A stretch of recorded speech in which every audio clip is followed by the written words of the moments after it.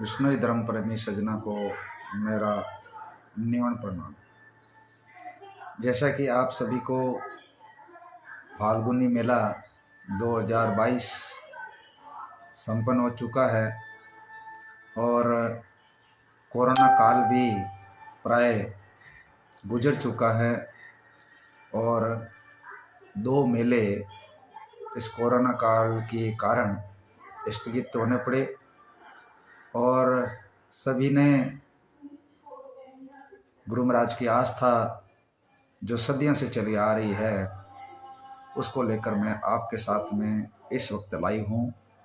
और वर्तमान में मेले की में क्या बातें सुनने को मिली और मेले में क्या हुआ, मैं आपके साथ में हूँ सुरेश कुमार बिश्नोई। वीडियो को शेयर कर लेना। जो बातें हुई है उसका विश्लेषण किया जाएगा।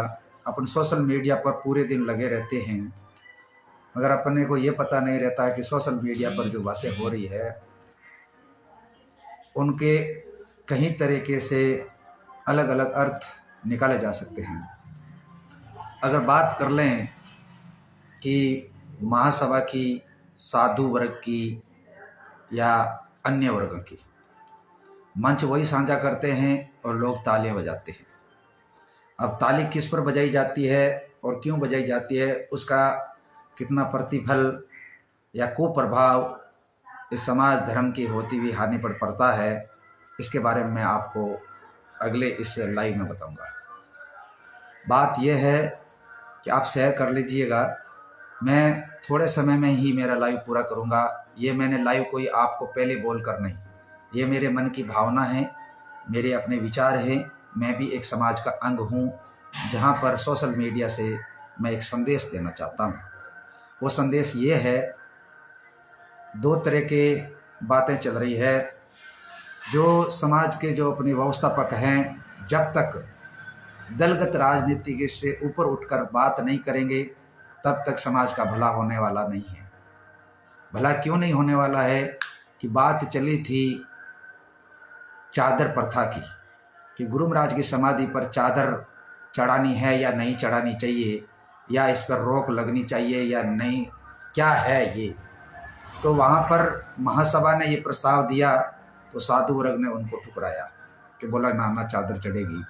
तो ये प्रस्ताव आया ही क्यों, इसके पीछे में बहुत बड़ी राजनीति है। और अगर प्रस्ताव आया है तो उसके ऊपर में चादर जैसी प्रथा के ऊपर में प्रश्न चिन्ह लगाना, और चादर से क्या होने वाला है, इसके लिए मैंने पिछले मेले में भी एक लाइव किया था। गुरु महाराज की समाधि स्थल से, वहाँ के सेवादारों से मैंने भाव जानने चाहे कि इस चादर का क्या प्रथा है और चादर से क्या होने वाला है और चादर क्यों है और चादर कैसी होनी चाहिए। मगर इसके बारे में अभी तक हम सब एक मत नहीं हैं। कहते हैं कि जो गुरु महाराज की समाधि पर आस्था के नाम पे जो चादर चढ़ाई जाती है, वो चादर प्राचीन काल में कुछ अलग व्यवस्था थी और उनका जो रंग था वो कुछ अलग था। अगर गुरु महाराज के समकालीन की बात कर ली जाए तो गुरु महाराज के निर्वाण के बाद, समाधि के बाद, वहाँ की सारी व्यवस्थाएं स्थापना के हाथ में थी। और विलो जी महाराज थे जो एक धर्म प्रचारक के रूप में दूसरे संप्रदाय से दीक्षित होकर विष्णुई धर्म को अपनाया और गुरु महाराज के बताई हुई बातों पर चलना शुरू किया। गुरु महाराज कहते हैं, जनश्रुति है कि गुरु महाराज विलो जी के लिए सफ़ेद वस्त्र रखे थे। तो साथियों, अब यहाँ पर ये सोचने वाली बात है कि क्या गुरु महाराज के समकालीन के बाद में सफ़ेद का कोई महत्व नहीं था। आज अपन विशेष वस्त्रों के एक उनके अधीन होकर किसी की महिमा मंडन और झूठी शान और शौकत मानते हैं। अगर सच्चाई अगर ये है तो चादर जो है वो सफ़ेद हो सकती है। अब ये अलग तरीके से उसके बाद में धर्म किसी भी तरीके से अधीन था तो एक चादर, हरी चादर चढ़ाने की भी बातें इतिहास में सामने आती है, लोगों की जनश्रुति है। अब ये स्वरूप बदलता हुआ पूरा तरीके से भगवामय हो गया और बात कर रहे हैं अभी कि चादर नहीं होनी चाहिए, चादर होनी चाहिए। तो क्या गुरु महाराज की जो समाधि है वो चादर की मोहताज है? अगर अपनी आस्था है तो वहाँ पे जो गुरु महाराज के नाम की जो धोक लगाते हैं, आस्था उस धोक में होनी चाहिए, शक्ति है तो उस धोक में होनी चाहिए, मन की पवित्रता होनी बहुत ज़रूरी है। ये उन लोगों का कराया कराया कार्य है जो अपने को भ्रमित करते हैं। ये तो थी चादर की बात। अब रह गई कि खोपरा की बात। अब खोपरा के लिए एक संत ने वहाँ पर खड़े होकर बोला कि खोपरा होमेंगे तो कितने लोगों के घर जल गए। और ये हवन जो है जिसको अपन कहते हैं पुराने समय से, अभी भी जाते हैं तो देखते हैं कि गुरु महाराज की जो हवन होता है उनका जो धुआं है वो समरातल धोरे तक पहुँचता है। तो धुआं तो वातावरण में जाए, आकाश में जाएगा, उसको अपन क्यों इस तरीके से अपने आप में एक नुकसान कर रहे हैं? ये आस्था के साथ में पवित्रता होगी धोक लगाने से, और वो धोक दोहरा है वो समरातल दोहरा है। वहाँ जाकर गुरु महाराज ने जहाँ से अपने को विष्णु धर्म की स्थापना की थी, गुरु आसन समराथले, गुरु का आसन है वो समराथले। अगर समराथल को भूल गया तो पड़ेगा दो जगह। ये दो मन की बातें जो इस मेले के अंदर में मंच से मिली, कितने लाखों लोगों ने वहाँ पर तालियां बजाई कि हाँ बहुत अच्छी बातें हो रही है, क्या नीतियाँ बन रही है। साथियों मैं ज़्यादा नहीं कहूँगा, मेरा ये लाइव समाज के लिए है। मैं सुरेश कुमार बिश्नोई, मेरा इस वीडियो को आप शेयर कर लेना। मेरा एक मैसेज है उन लोगों के लिए जो लोग लाखों लोगों के सामने नीतियाँ बनाते हैं और झूठी शान और शौकत के लिए अपने अधीन समाज को, धर्म को समझकर हाँकना चाहते हैं, जबकि सच्चाई कुछ और है। उस सच्चाई पर पहुंचने नहीं दिया जाता है, या कोई सच्चाई बयां करता है तो उस सच्चाई को दबा दिया जाता है। श्रीमान गोवर्धन राम जी ने कुछ कड़वी बातें कही तो आज उनका एक वीडियो सोशल मीडिया पर वायरल हो रहा है, उनको वापस दबाया गया। और भी आज तक जब भी समाज की सच्चाई को जिसने आगे लाने की कोशिश की, उसको ये ऐसी ताकतें हैं, उसको मिटा देते हैं या उसको दबा देते हैं। गलतियाँ उनकी है और भुगत रहा है समाज। उन लोगों की गलतियाँ हैं, उन व्यवस्थापकों की गलतियाँ हैं।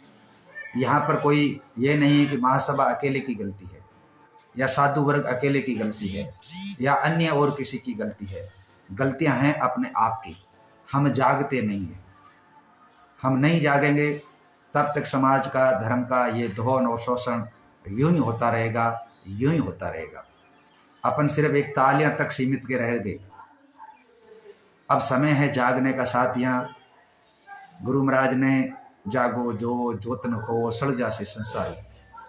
ये संसार छलने के कार्य करते हैं, अपने अपने आधारशिलाएं रखवाते हैं, अपने अपने महिमा मंडन करवाते हैं।